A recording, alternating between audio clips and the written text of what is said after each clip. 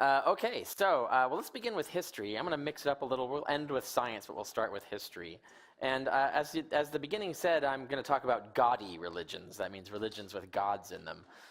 They all fall in the same way, and I'm going to focus mostly on the Western tradition, but you might start to see how these arguments will apply to even things like Hinduism and so on. Okay, so let's start with the grand picture of history, right? Imagine religions as species of animals, and you put animals in a big family tree, essentially, right, of how they started at one original species and that radiated out into various others, into branches and leaves and whatnot. Now think of religions in a similar way. The earliest religions date at least to 40,000 BC. Now, actually, we have evidence that goes even further back than that. But by 40,000 BC, we have shamanistic cave paintings and other things like ritual burials and things like that indicate that there was some sort of religion going on. 40,000 years BC, think about that. Now, the first priesthoods, we're looking at 10,000 BC when we have cities or cities and villages and things, where we have actual priesthoods established. So we've got 30,000 years where humans are walking around with religions and having religious beliefs before they even get priesthoods. But then finally they get priesthoods. It's still 8,000 years before Yahweh comes along and says, oh, hey, by the way, I am the one true God. And you see, of course, he does this in one tiny little place. I mean, he doesn't mention the fact that he exists to anyone but one tiny tribe of goat herders in one little place. And for another 1,000 years, even after that, he neglects to ever mention this Jesus character, right? So when you look at history, this Yahweh religion, this Yahweh-based religion, even Christianity, just looks like one among many. It makes no sense from the perspective of a cosmic deity who would, of course, been revealing the gospel from, year 40,000 BC. And all cultures, all history would show that the same God was sending the same messages to people in every culture and everywhere from as far back as we have any kind of evidence of religion. Even our written records go back to about 2000 BC, and yet there's no evidence of this having occurred. So history, just in the big picture, already refutes all religions, right? If there was any God-based religion, God would consistently be talking to people with the same message, the same belief system. But that's not what we see. What we see looks pretty much like human invention. Humans are making stuff up according to their local culture and happenstance of history. Now we skip up to look at Judaism. So we're going to start with Judaism because that's the first of the Western religions that's still around and has influenced the other major two. Now, in between 539 and 332 BC, Persia conquered Judea. Now, I want to point out, of course, that those of you who know geography, you can try to find Judea on there, the Palestine, the Holy Land, quote unquote. It barely shows up. I mean, it's basically almost just a piece of a red line of the border there. And compare that, of course, to the Persian Empire. Looks like the Persians had better gods, apparently. But the significance of that is that, now the Persians, of course, that means Iranian. The modern-day country of Iran is the center of the Persian culture. It's where everything Persian came from. Zoroastrianism was the main Persian state religion of the time. When they conquered the Jews and then hauled them off into slavery or into exile into other Persian cities, the Jews were much mixed up with and seeing basically the god system of this incredibly, enormously powerful empire that easily conquered them. And they said, well, they can't have a better God than we do, so we better get some of these cool God attributes pretty quick. And so they borrowed a lot of the ideas that the Zoroastrians had and added them to their religion. These are attributes of Judaism that did not exist before the exile. You won't find them in the Old Testament writings that were written before the Persian conquest. But afterwards, then you start to see it happening all throughout. This idea, first of all, of a war of a good God versus an evil God, of light versus dark, that was a Zoroastrian idea.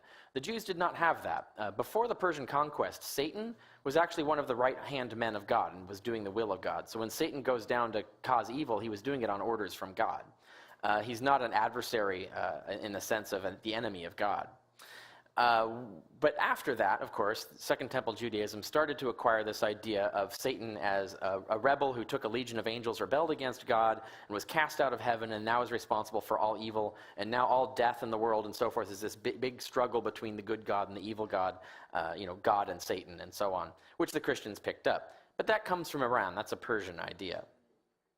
The idea that the world will end, that was not a part of Judaism before this conquest. The idea that God's justice would be realized in one great apocalyptic cataclysm, that was a Zoroastrian belief. That came from Persia.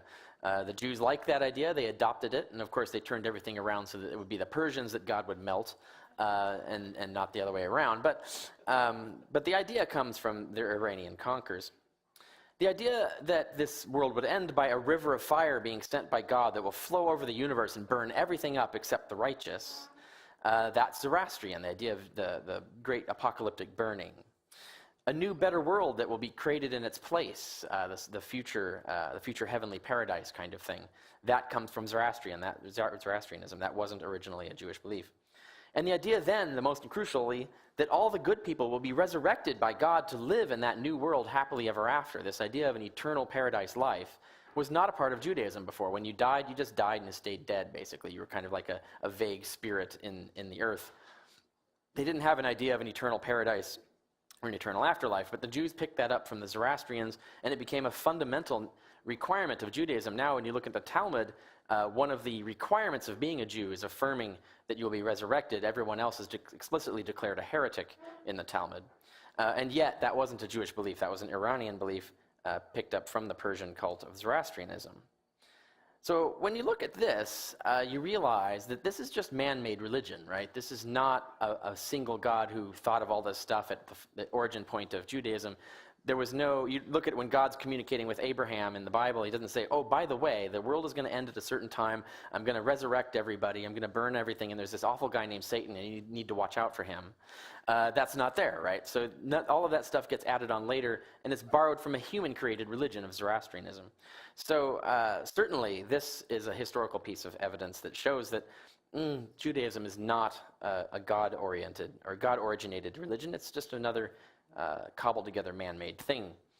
Now, other things, of course, you know there are failed prophecies in the Old Testament, but related to this idea of God, of the Zoroastrian influence on Jewish belief, I'm going to read one particular prophecy that is conspicuous for not having happened, therefore refuting the entire Bible, because they can't possibly be a supernatural deity communicating to these prophets if they get things wrong.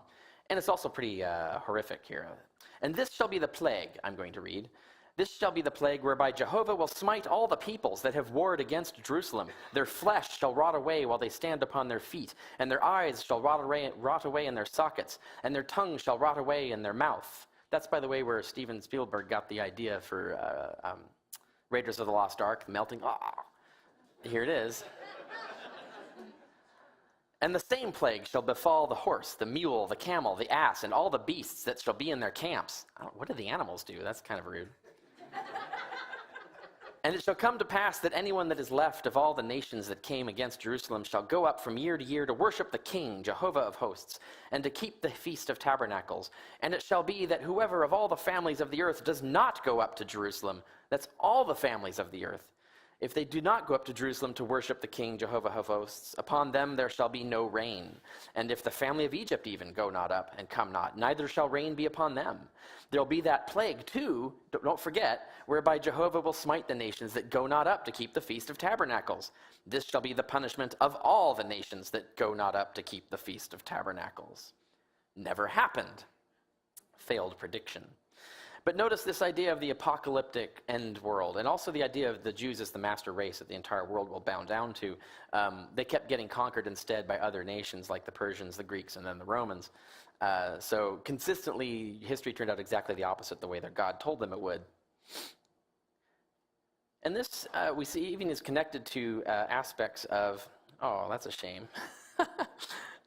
This is not coming through correctly.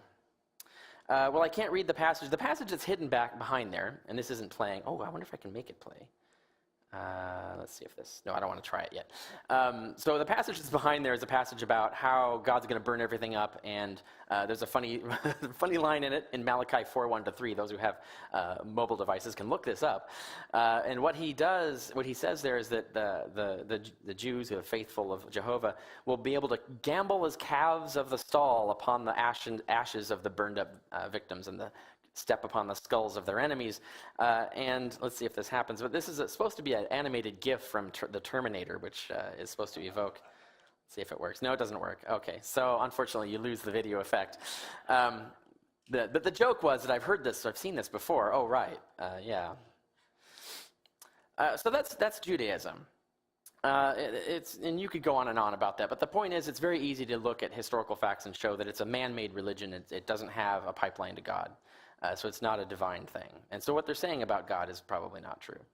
But let's look at Christianity. Christianity originated as a Jewish sect, and what they did is the original Christians, is they took Judaism and they took this other fashion going on all around them and combined them to create a new version of Judaism, a sort of super Judaism. But notably, they did the exact same thing the Jews did when they were conquered by the Persians. They adopted all of these Zoroastrian ideas and made their religion different by incorporating this foreign culture that had conquered them. Well, this is exactly what the Christians then did, which is to say exactly what the Jews did again.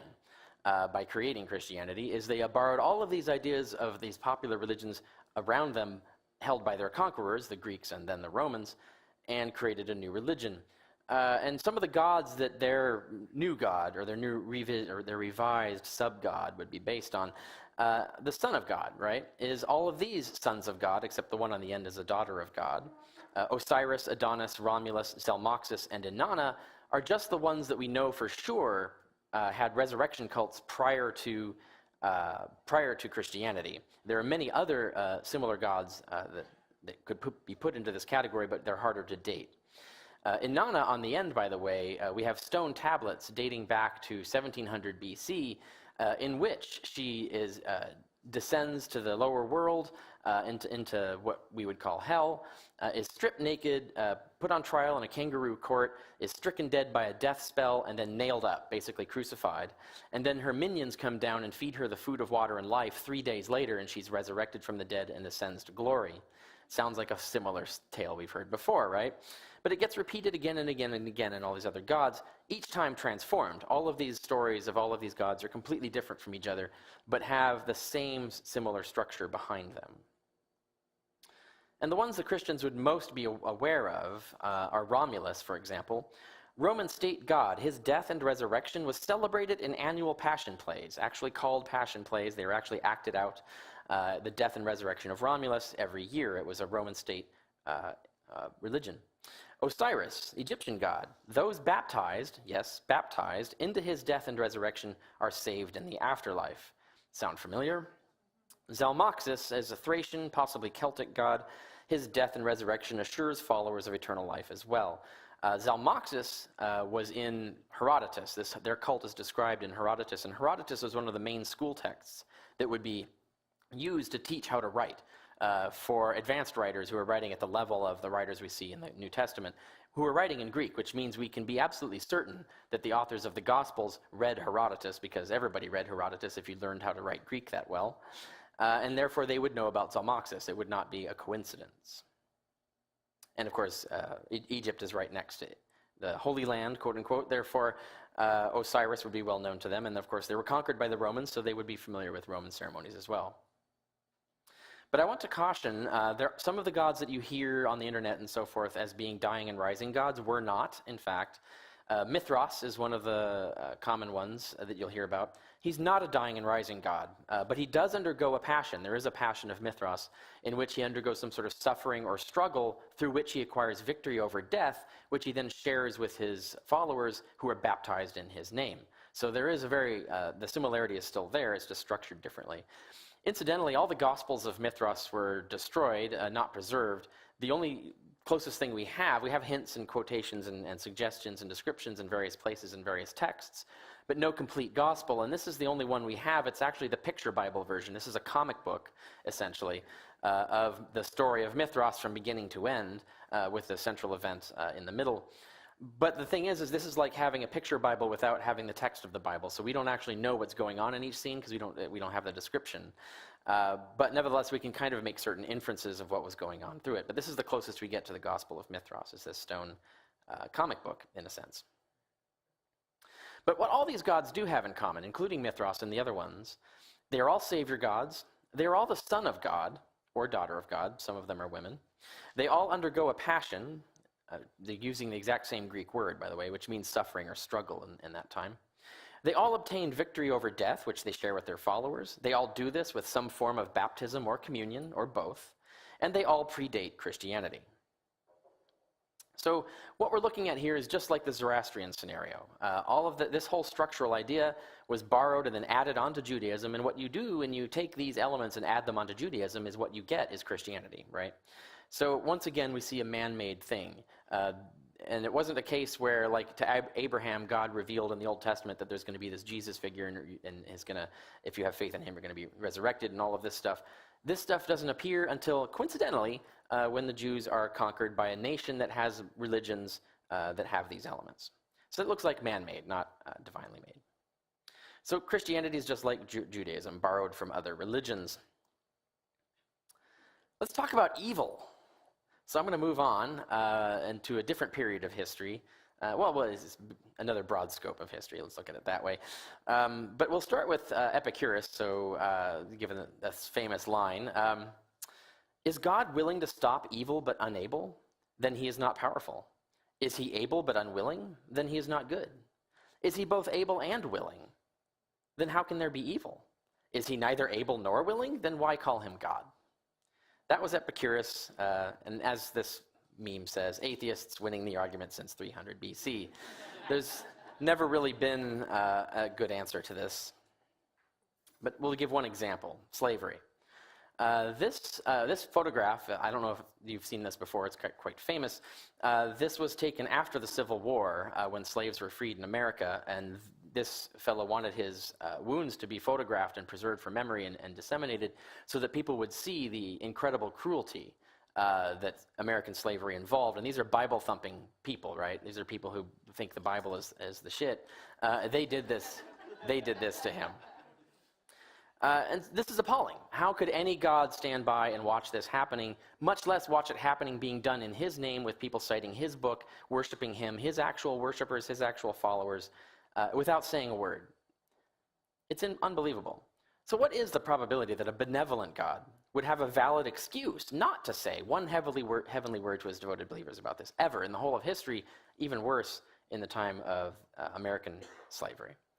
And what evidence do you have supporting that probability? If you're going to make up some excuse, how likely is it, and what are you estimating? What are you basing that estimate on? Those are the questions you would ask. But in reality, from our background knowledge of benevolent beings, because we know lots of benevolent beings, they're called humans. These humans who happen to be nice people, they're among the nice humans anyway, nice humans with the power to speak unharmed, who don't have to fear anything. I mean, if you're God, you're like Superman, you're invincible. You can't have your head cut off, you can't be shot, can't be burned. There isn't anything they can do to punish you. You can't have your job taken away, whatever it is. If you have no limitations on you that would prevent you from speaking, and you're a nice person, you have no valid excuse not to say anything. In fact, when we look at people, all the examples of other benevolent beings who are in the position of having the power to speak unharmed, a valid excuse not to speak is so rare, we never see one instance of it. And the word rare, by the way, means very infrequent, which happens to mean very improbable. And in fact, it's got to be at least millions to one against, because we know millions of benevolent people who are in this position who are vocally saying, condemning this kind of thing. If God is not doing it, then whatever excuse he has to be rarer than millions to one against. So that's one way to look at it. And of course, you know many other ways to design that argument in terms of pointing out that the excuses just don't hold up. All they do is make their theory more improbable rather than saving it. But I'm going to turn something around altogether. You've probably heard the philosophical moral argument, right? The morals only come from God. People believe there are morals, therefore God must exist, because where else would morals come from? Well, let's look at history. History actually refutes this. Let's treat atheism and theism as two different theories here. Atheism, as a theory, predicts that moral rules will only come from human beings, they will begin deeply flawed, and will be improved by experiment over thousands of years. Note, that is exactly what we observe. Slavery is just one example of many things where the moral rules were created by humans. They were deeply flawed, completely fucked up, one would say, and were improved gradually, very painfully, slowly by experiment over thousands of years. Therefore, atheism is vindicated by the historical record. Theism, as a theory, however, predicts a universe directly governed morally right from the start. In other words, the correct moral laws are disseminated immediately from the beginning. It would have been 40,000 BC, not 800 BC, but we would also possibly see the universe actually designed to be moral. We would have justice laws, stewardship of the world, enacting justice and mercy on God through God. We see none of these things. All of the things you would expect from a moral engineer are not there. But we observe no such laws built into the universe, no stewards or law enforcers but us ever. So the theistic theory is completely refuted. Its predictions for history do not come true. It's falsified by history itself, whereas the predictions of atheism are completely verified. So the moral argument goes the other way around. So that's for morals. Now I'm going to talk about things, whether they're moral or not, but they're still involve moral concern. Yeah, what ought you do after you wipe your butt? You wash your hands, right? Okay. Everybody knows this, except Jesus, by the way. In Mark 7, Jesus comments on the Jewish tradition at the time of washing your hands and washing your utensils before you use them for meals and washing your hands before you eat. And Jesus says, this is a human tradition. It's not in the Torah. God did not command it. Therefore, you don't have to do it. You do not have to follow this rule. He says that things that go into your mouth can't harm you. Only things that come out of your mouth are evil. And meaning words, of course, but and blasphemies. But the point being is that he clearly did not know about germs, right? This was the best teaching moment in the history of the human race, where if you're a divine being, the one thing you know, if you stumbled across a TARDIS and were able to teleport, in time back to here, and people mistook you for a god and were listening to you, what was one of the first things you'd tell them about is germs, right? Because there's millions of people, kids, women, men, are dying and suffering in horrible ways because they don't know about germs. And simple things, simple hygiene, just cleaning your hands could save countless lives. And you have this guy, Jesus, who's portrayed as going around randomly healing this or that individual isolated person, but doesn't do anything like cholera. Done, gone. If it was a god, you could eliminate cholera as easily as laying on hands on the earth, right? Just no more cholera, done. That would be how a god would do it. He wouldn't walk around town like a Benny Hinn clone trying to do faith healing acts. But the key thing here is that if Jesus was God or had any pipeline to God, surely he would know about germs and would teach and say, by the way, that is a tradition of men, but it's a really good one. It'll save lots of lives. In fact, you should do this more. And you should sterilize your instruments if you're going to engage in surgery. There's all kinds of things that you should know about. And by the way, water should be potable. You should make sure it doesn't have germs in it and so on and so forth. And clean your hands after you wipe your butt. But instead, Jesus seems to act like diseases are caused by demons inhabiting a person. In other words, he acts like the same primitive mindset of the time. So here we have conclusive evidence just in the Gospels themselves. Even if you treat them as literal books, Jesus is not God, because God would know about germs.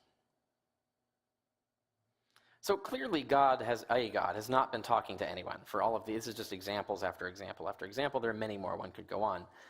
So history proves God's not been talking. Islam's no different. I'll briefly just say that the Quran also fails to mention germs, incidentally.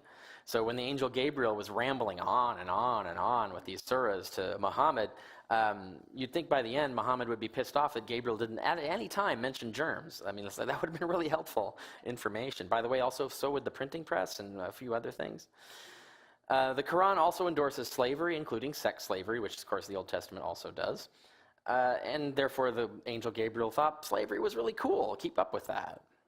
Like Judaism, God's promise of prosperity and superiority over all nations was also refuted by the opposite. Almost all Islamic nations are failed states or economic disasters compared to much of the quote-unquote infidel West, which has all the power and wealth.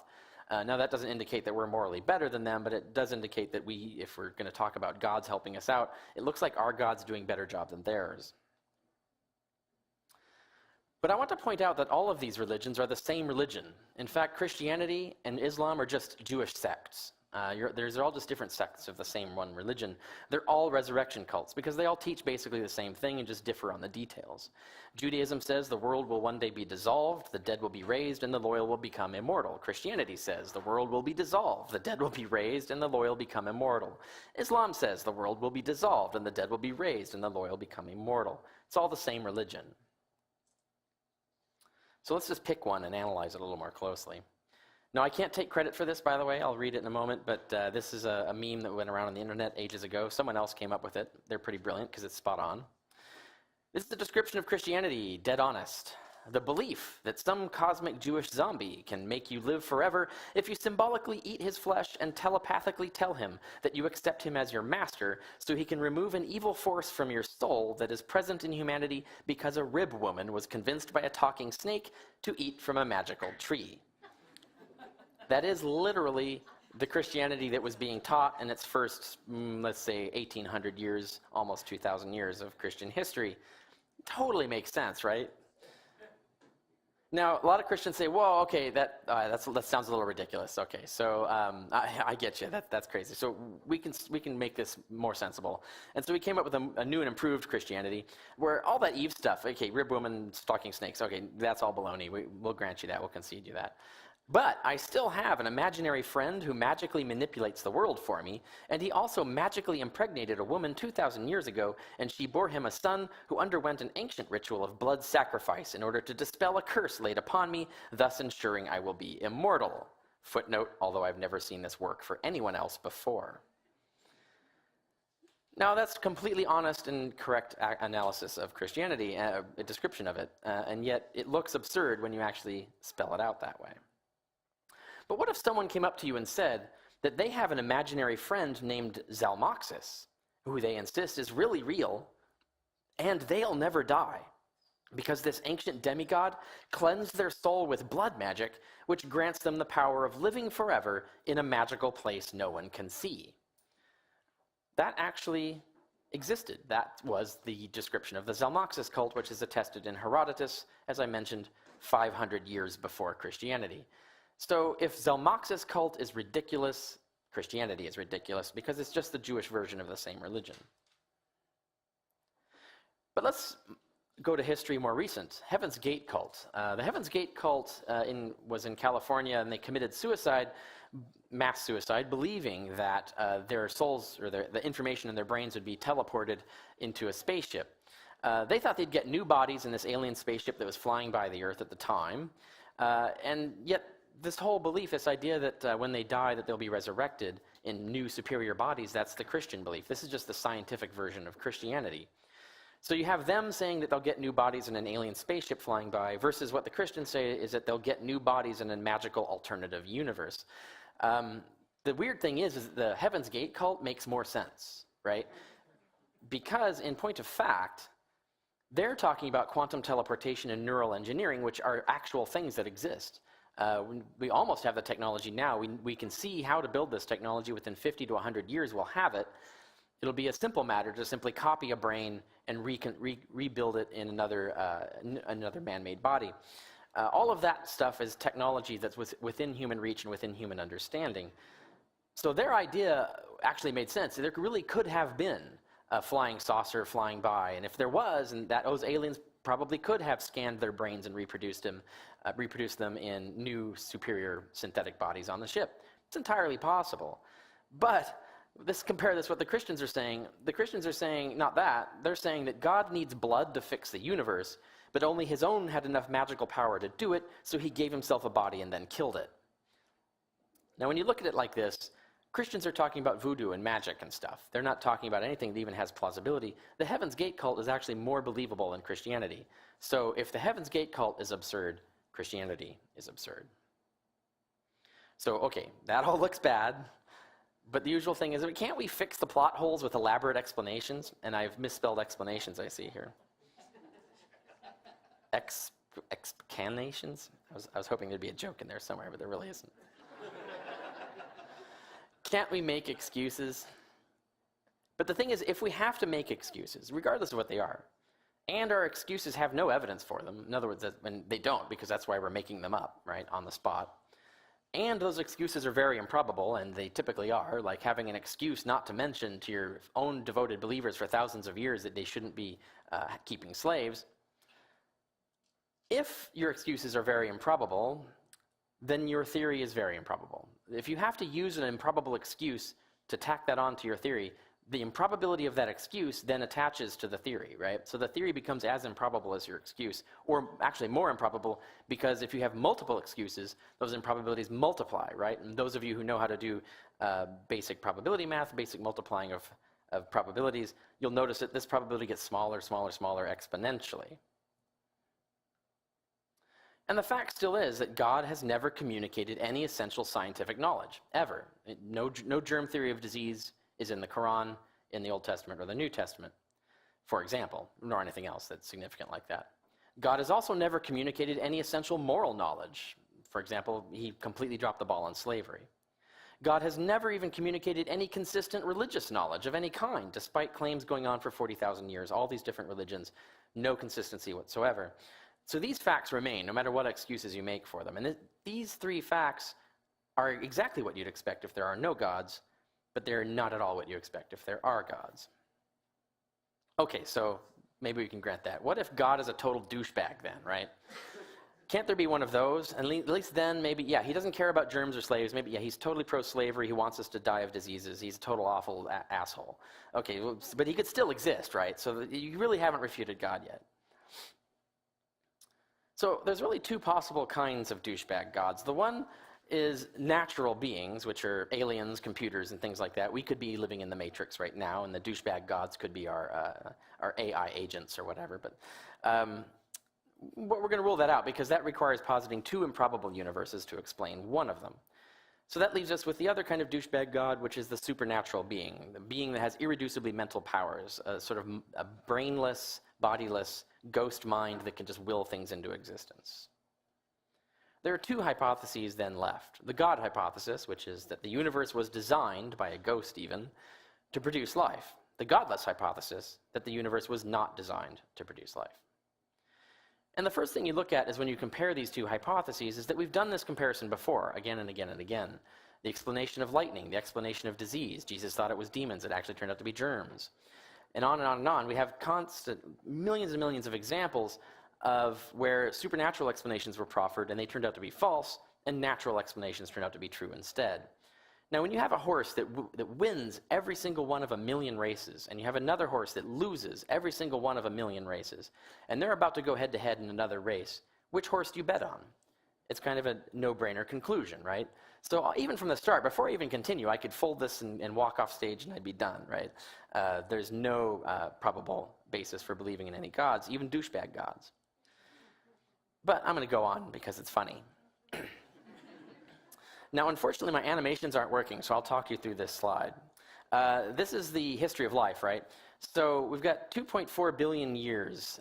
Life began, and then there are about 2.4 billion years after that, where life was just sitting around evolving as single-celled life.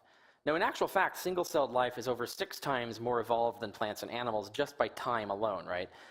Animals have only been around about 0.6 billion years, in other words, 600 million years, whereas single-celled life has been around 3.7 billion years, so about 6 times more. So single-celled life, bacteria, for example, have been evolving 6 times more and longer than we have. So they're actually way more evolved than we are.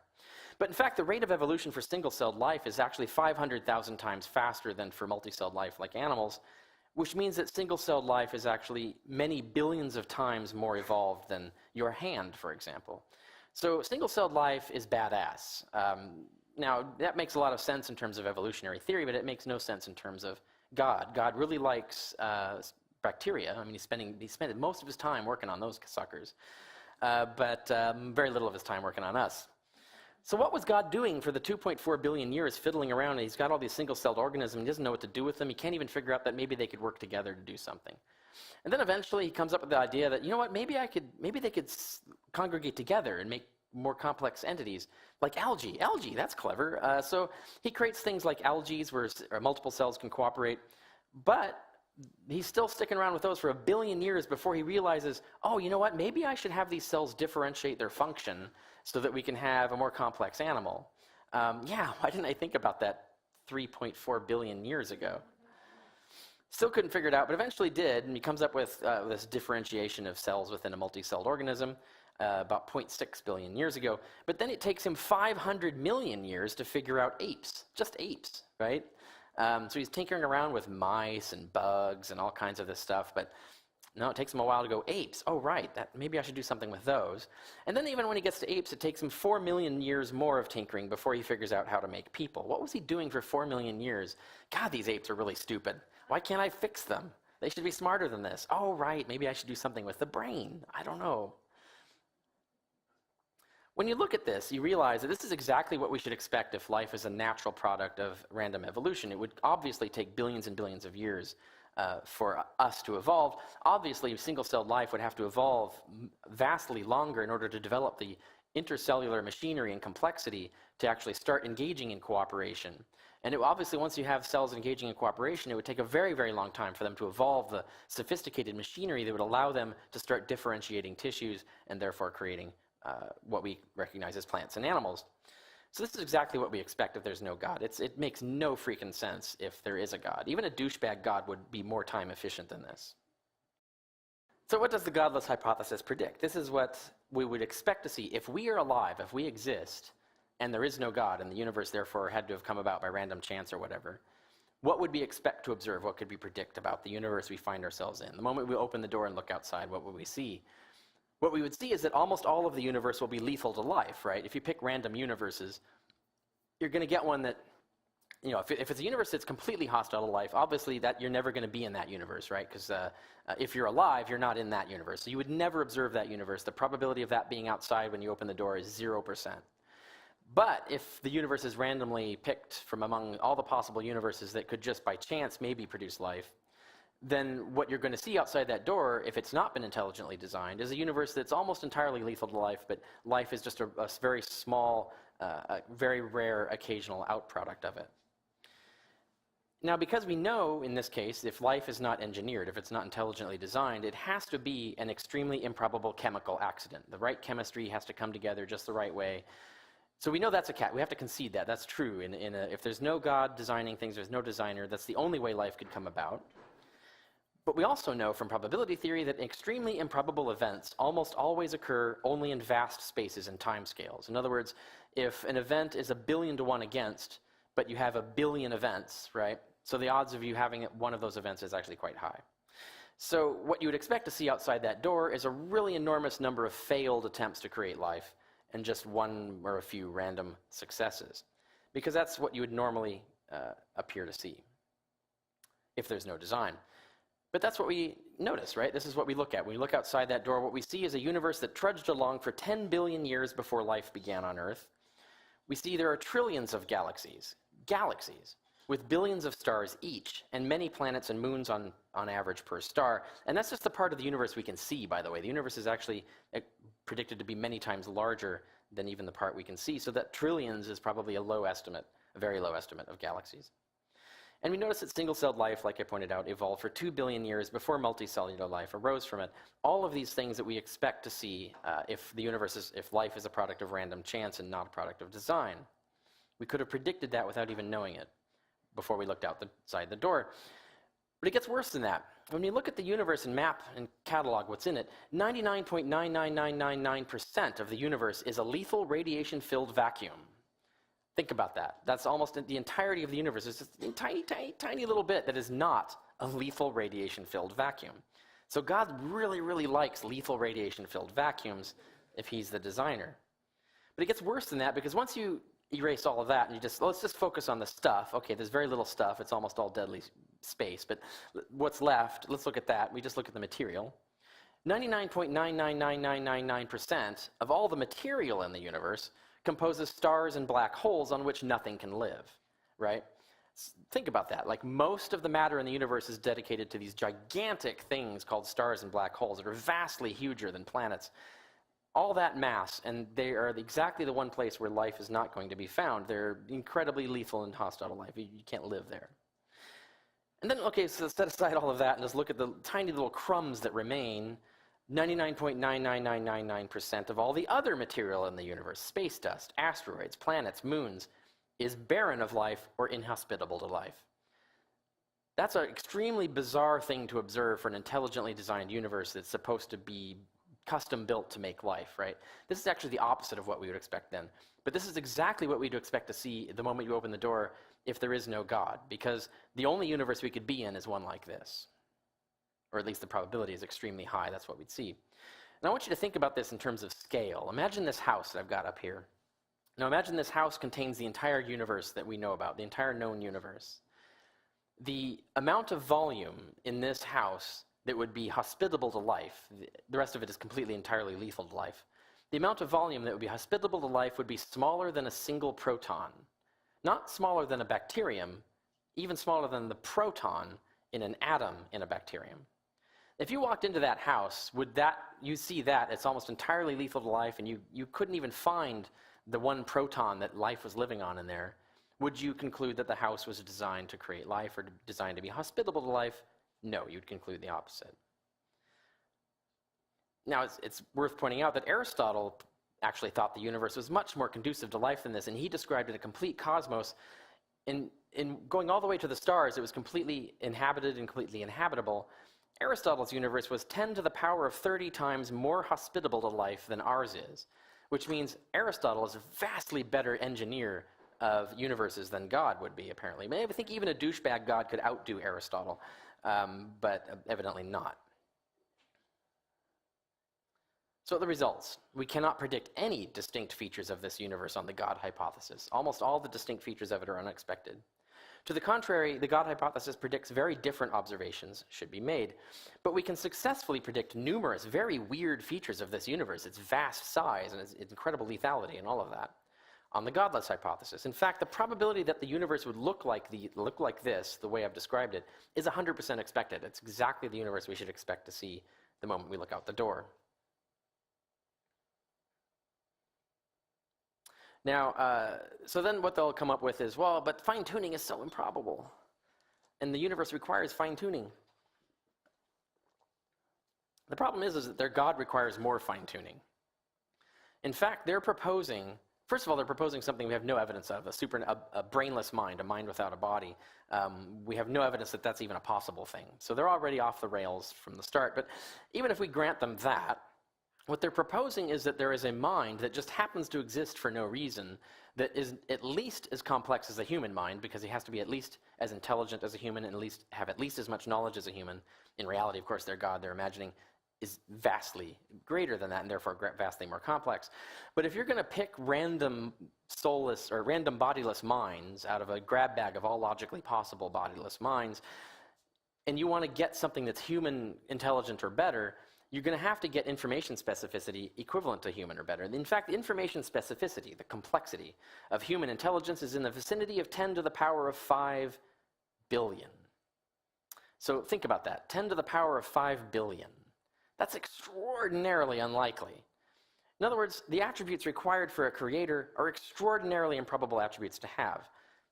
Theology thus posits an even greater coincidence than a random universe.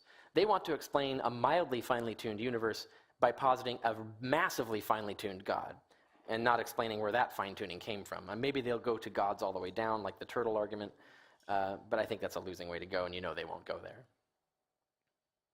So here's the summary. No moral God is likely to exist on present evidence, quite clearly. Only very improbable excuses can rescue God from that. No supernatural causes or communications have ever been discovered, but millions of natural ones have. Excuses make no difference to the resulting probability. And the universe is contrary to predictions of any likely God hypothesis. Only improbable excuses make it fit. And the universe is exactly what is predicted by the godless hypothesis. Even really weird predictions come true. And that's the state of things, and that's where we get from science and history. So we could write Ulan Khulufad's book long before he actually is supposed to have written it, according to Douglas Adams. And I could say, well, that about wraps it up for God. Thank you.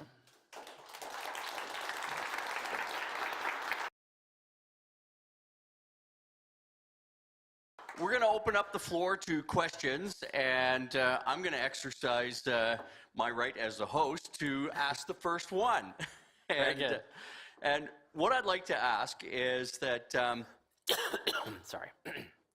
I understand what you're saying about Christianity and other religions. Yeah. What would your position on the existence of God be? What? As opposed to separating religion from God. Yeah, sure. Yeah. And I expect I know what the answer is. Well, yes, of course. That was to put it out there. The second half of my talk was about douchebag gods. Those are all the gods that no one would worship because he's so awful and doesn't care about anything. So yes, so that's the second half of that, showing that even those gods, even gods outside of religion, even gods that don't care what you believe in or any of that, we have no evidence or reason to believe those gods. Instead, the universe looks exactly like it should look if there is no God, and therefore we should go where the evidence leads on that. Right. Okay. Excellent. Excellent. So for questions, just put your hand up there. I'll come rushing out there and put the microphone in your face, and you can ask your questions away. Good. And so let's have a show of hands. Who wants to ask a question? I can't see you, so he'll find you. Yep. Oh, here we got a question right back here. Do you want to state your name and give us your question? Name is Greg, and the question is this Zoroastrianism that you begin speaking about and how everything else is borrowed from that. I suspect most of the audience here agrees with you that that's mostly made up nonsense that goes back 40,000 years. I know you're not a psychologist, but how do you make sense of so many believers ignoring all of the evidence you presented here today? Oh, yeah. Well, and coming to a conclusion that it's reasonable to believe. yeah, that this brings up a topic that came up at the brunch earlier today. There's an entry at Wikipedia. Go to Wikipedia and type in list of cognitive biases, and a massive list. And a lot of them have dedicated pages that you can link through to read about. The human brain, I'm just going to put it bluntly, is totally fucked up. It has not evolved very intelligently. It makes a lot of cognitive mistakes very easily. And in fact, you have to develop very sophisticated cultural technology as a giant software patch to fix it, and that software patch often doesn't work, and not everyone is installing it. And that's what science and reason and logic and mathematics are. I'll just give you one example. Now, mind you, the list of cognitive biases, and all of them can have a tendency to enhance or maintain ridiculous beliefs, but I'll pick one that's particularly talked about by a lot of scholars of religion, which is agency over-detection. The idea is, and I mean this has been tested scientifically, but the idea is that we evolved to be agency detectors. It's valuable for us to know when there's a particular agency that's chasing after us, or is an intelligence that we have to thwart or appease or work with. So for example, if you're walking in the woods and you hear rustling in the grass and you assume, or you just assume that it's the wind, but it's really a predator, you die. You get subtracted from the gene pool. But if you're walking through the forest and you hear rustling and you assume that it's a predator, but it's really just the wind, the cost is very low. You survive, but the time and energy, very little cost to that. So that in fact we have evolved a tendency to over-detect agency, and that's why human religions all throughout cultures in history, in the earliest times of history, were animistic. Everything had souls. Trees had minds, and the wind had a mind, and you could have a stick that had a mind. This was this kind of idea of agency over detection. It was very easily done. As we evolved civilizations and city-states, then the idea of these animistic spirits became congregated into, or taking a bunch of different gods and just saying, oh, it's all just one god. So you have the wind god or the city god and so forth, so that you had what we call polytheism. Now, as political structures became more monocratic, where you have you start to have empires, single individuals ruling over empires, you get monotheistic religions. Zoroastrianism is bitheistic in the sense it has two gods, but it really has only one god you're supposed to worship, so it's monolatric. So it is really the original monotheistic cult. And Egypt tried to experiment with this as well. Rome did a little bit later. But even when you subordinate the other gods, you have the one supreme god under them, or above them. And then the next step is to have them all be agents of his, so they become angels and saints and stuff like that. They still have godlike powers, and they're still basically gods, but we just conveniently don't call them that. So you can look at it politically, what people have done. They've just kept their animistic tendencies, but they've just aggregated all the animism and thrown it onto one single mind now. So when people say they believe in God, they're still saying they believe in tree spirits and sky spirits and wind spirits. It's all the same spirit to them. And they literally do that. Like you have Pat Robertson saying that gay people caused God to send us hurricanes in the United States. That's just animistic wind godism.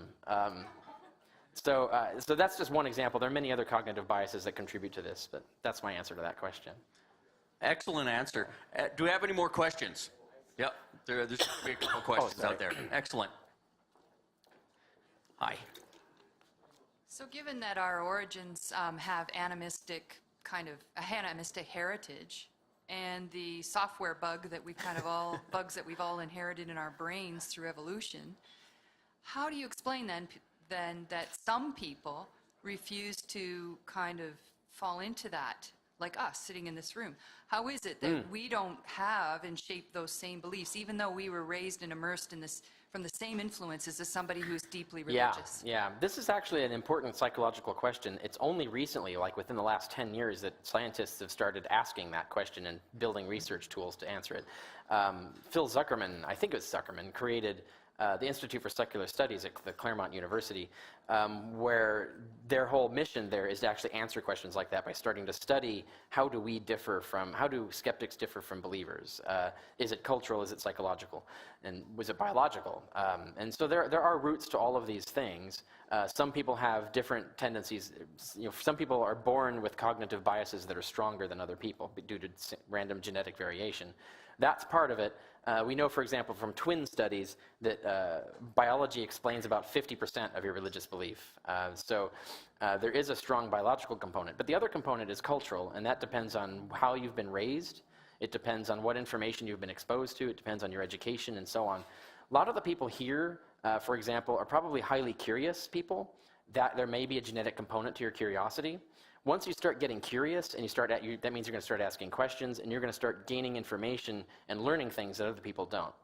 People who are less curious aren't going to follow down that path and aren't going to accumulate that knowledge, for example. And that's just one single change that you can make in someone that can make a difference in terms of where they end up in terms of religious belief. And when they do things like twin studies, they can look at, for example, how when the twins don't have the same religious belief, they can look at, well, then what were the differences in terms of environment? Because then it's not genetic, it's something environmental. And then it's just a question of what parents did they have? How were they abused or treated as children? There's a lot of different aspects of this in terms of psychology. Religion has culturally built itself to be self-perpetuating in many ways. I was just a couple days ago, or just last night, watching Jesus Camp, right? So this is an extreme example, but nevertheless an example of how you can so fuck up someone's brain that they'll be stuck in religion and they'll be extremely immune to the software patches that you need to install to get them out of that. And that's just a cultural thing that's just forcing that on them and distorting their brains and doing them real actual psychological harm as a result. That's just one example of many different influences like that. So the answer to that question is multivariate, and it's still something that we're studying in terms of what we can actually do to answer that question. But it's going to come down to probably a lot of different causes like that. Okay, we have another question. Yeah, excellent. We've got a question over here, and then I'll come over and ask your question over there. So my question is, do you think that with all the software patches and things that we would need to do with people, is possibly convincing historians in general and the scholarly work that gods are made up and that the Bible is made up and some of your other work, is that a good way to deconvert people, or is that possibly going to go against what a lot of people would be willing to accept? Well, I know already for a fact. I mean, I've traveled the country, traveled North America, Canada, and the U.S. for about 10 years now, and I've been in many rooms with anywhere from 50 to hundreds of people at a time. And many times I've asked the question, how many of you are hardcore believers? Now you're not a believer.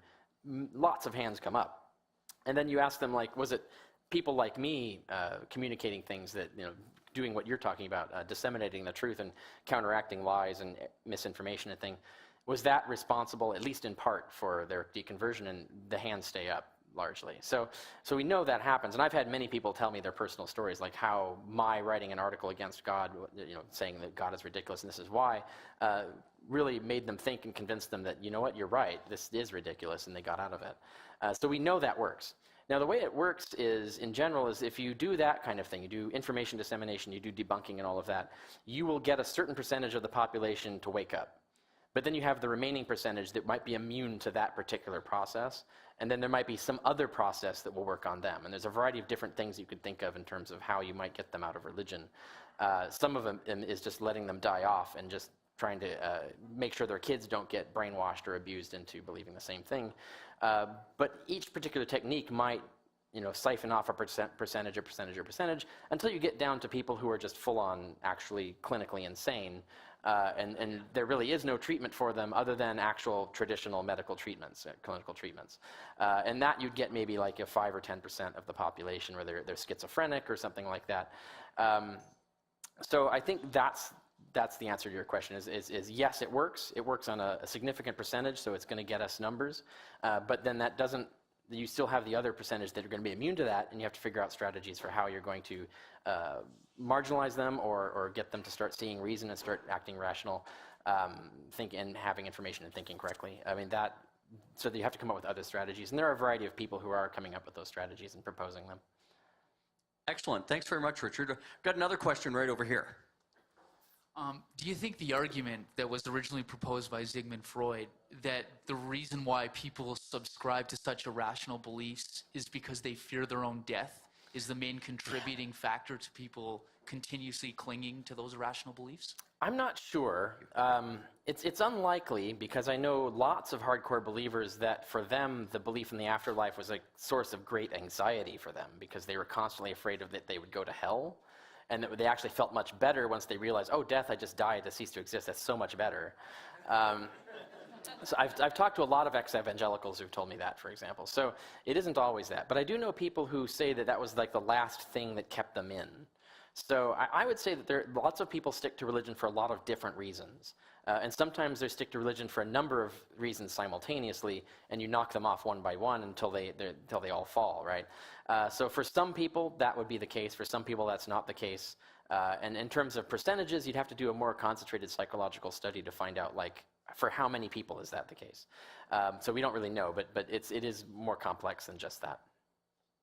Excellent. Thanks very much, Richard. Got another question right here. If you still got time to answer more questions?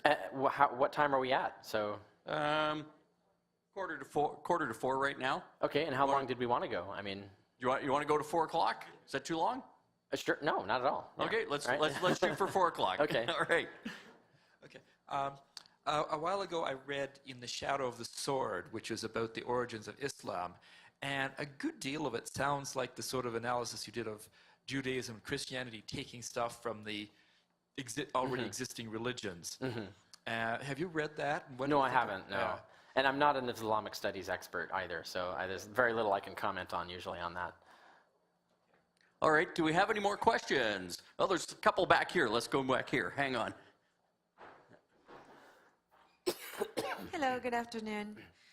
The God helmet, have you heard or read anything about it? Oh, you mean the device that makes you experience God?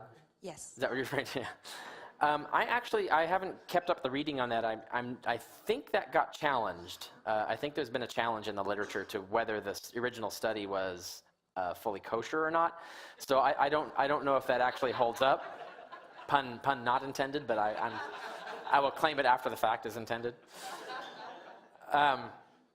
So I'm not really sure how that holds up in terms of the research, but in principle, we do know that there are centers of the brain that if you activate them in a certain way, that you'll have certain experiences that are bizarre. Certain experiences that can make you feel like there's a presence near you, for example.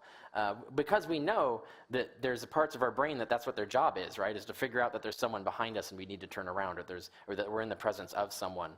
And so all you have to do, you can literally stick a physical wire into the brain and stimulate that thing. You don't need the electromagnetic helmet necessarily, and do that. So there's lots of things like out-of-body experiences that you can do. You can do the powerful feeling of being loved, because we know our brain already has the architecture for a powerful feeling of being loved, because otherwise we would never be able to feel that.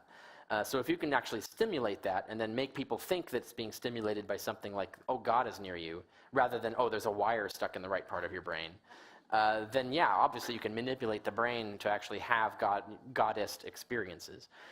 When I actually was never a fundamentalist. I was never really a Christian in any real sense. My only fanatical religion, I would say, the only thing that I truly believed in was Taoism for several years of my life. And it was because I was convinced by powerful religious experiences that convinced me that the Taoism was the one true religion, and the Tao was something that actually existed, and you could actually conform your life to it, and it would actually make your life better if you did. And the most powerful of these experiences I had was an altered state of consciousness. And I did this through meditation originally, but I got to the point where I no longer needed to meditate to put myself in these states. And so I got to that point where I could do it at any time. And there was one occasion, and I'm going to give you the backstory so a lot of you who know science will immediately know what was really going on. I found that out later, but so I was a flight deck firefighter in the United States Coast Guard long ago. And so I was on, and due to the nature of life at sea in the military, you often have overlapping duty schedules that prevent you from sleeping. So I was awake for about 36 hours just working on various projects on the ship simply because of these duty schedules. Now, occasionally I'd get like a half an hour nap here and there in that period, but never really any sleep. So this is massive sleep deprivation. So 36 hours, and this was common, by the way. It wasn't unusual. And at this time, we were just happened to be at sea. We just happened to have a search and rescue mission where the helicopter was just sent away so that everybody could return to the regular stations. And I was there. One of the things I was doing was there holding a fire extinguisher for a particular operation going on. But that was all done, and so I could put the fire extinguisher away or whatever. And everybody was packing up and leaving the air section of the ship. But at that point, we were at sea in international waters, hundreds of miles from land, and we were it was a perfectly clear sky, so we were underneath one of the most amazing star fields you'll ever see. And I immediately had one of these powerful mystical experiences where my mind expanded to encompass the entire universe, so that I was actually merging with all these stars in the universe, and I experienced the actual visual, literally like vertical visual sense and understanding that there were a lot of these little green points throughout this universe that had living civilizations on them, and all of this was in harmony with the Tao, and it was this whole like powerful, moving experience of feeling so at harmony with this idea, and it was so right, and it was all just the perfection of the Tao. It really made sense of everything. So that was an example of a really powerful altered state of consciousness I had, which just gives you the point that you can have these altered states of consciousness that aren't even focused on any particular God. They might be focused on something that's sort of a vegetable mind-like being, like the Tao, for instance. And so obviously what that was a sleep deprivation hallucination, right? And when I started to realize that, because I kept studying science, and in conjunction with realizing that there were flaws in the philosophy, because I was studying Confucianism as well, and Taoism and Confucianism are arguments against each other, and sometimes the Confucians are right, and sometimes the Taoists are right. I started to realize this was all man-made, and that I was just fooling myself through motivated belief into making these altered states of consciousness, these hallucinations, match what I expected to be the case. So my brain was just generating them, and it was generating them in exactly the way I expected them to generate, and therefore it was verification bias in the most spectacular sense. So even if there was a machine that could do that, that's all it's really doing is something like that. Excellent. Got another question for you here, Richard. Hi.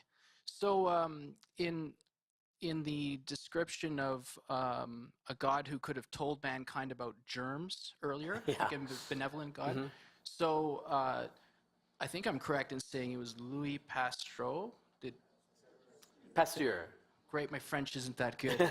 So it wasn't until the late 19th century. So is it possible, like when you did your study of Christianity in the Old Testament, they had these rules? You made a reference of Mark chapter 1, so that would be New Testament. But Old Testament, there's these rules like cleanliness laws.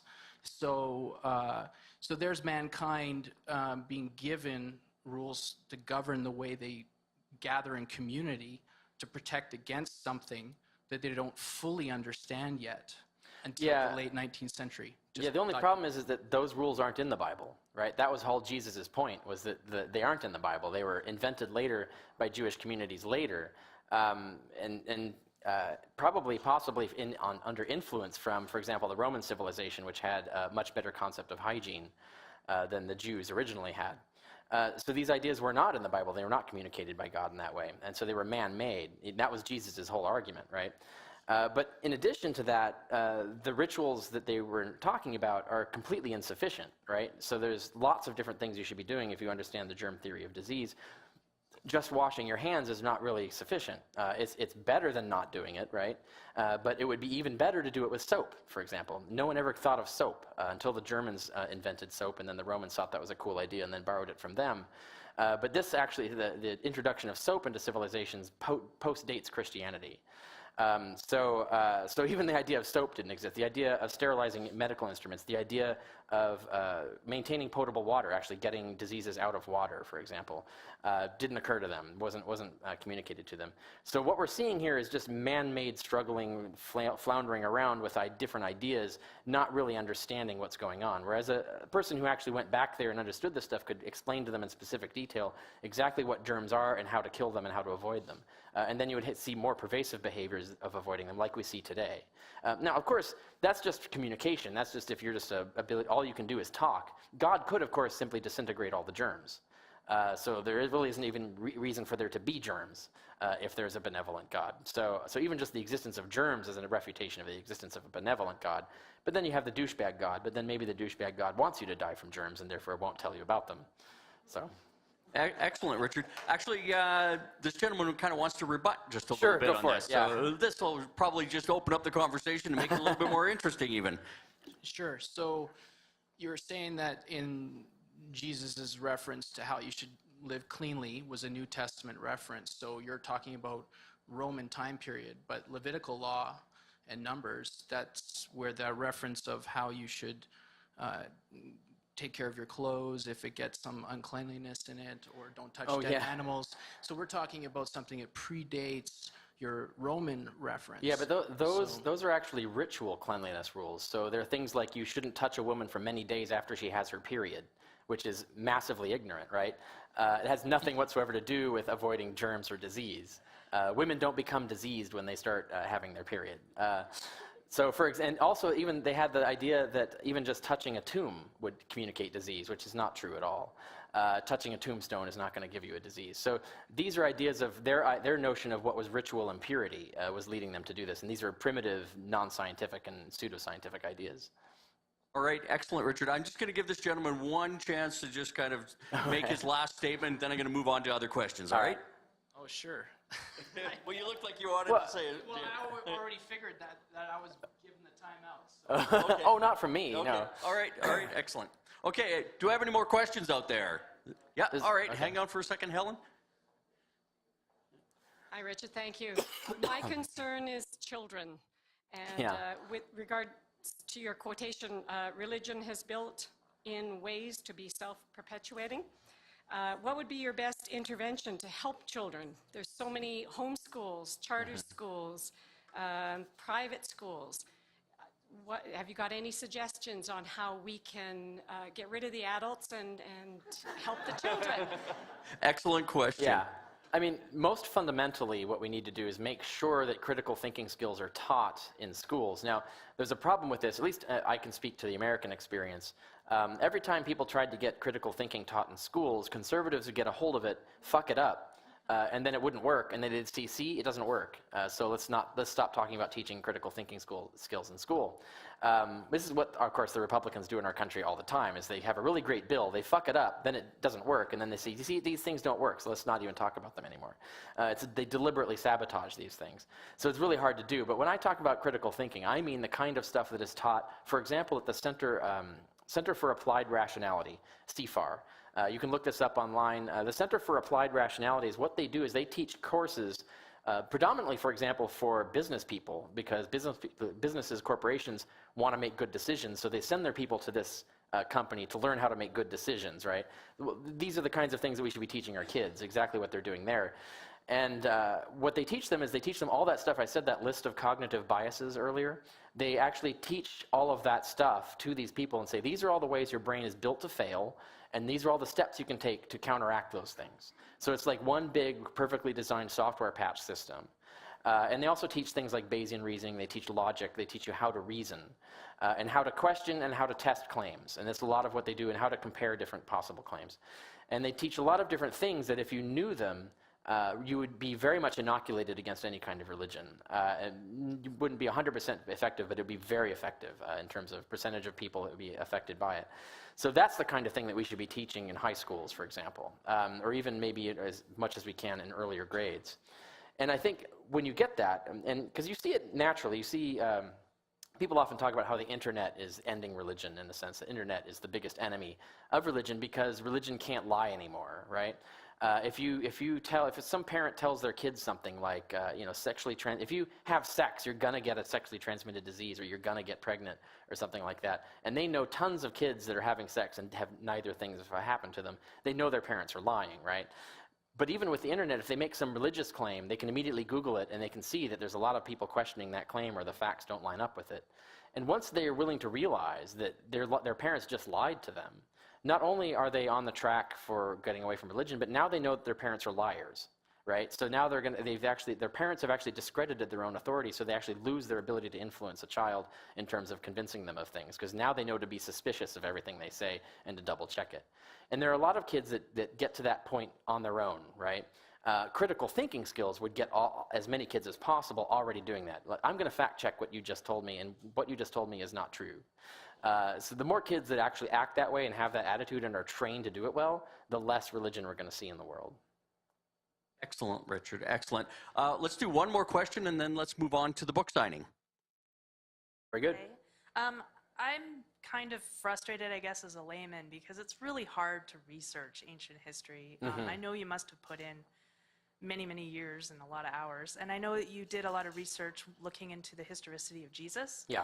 So I'm just curious, what does that research look like? Like, what is it that you actually do? Do you read old books and ancient languages, and like, what is it?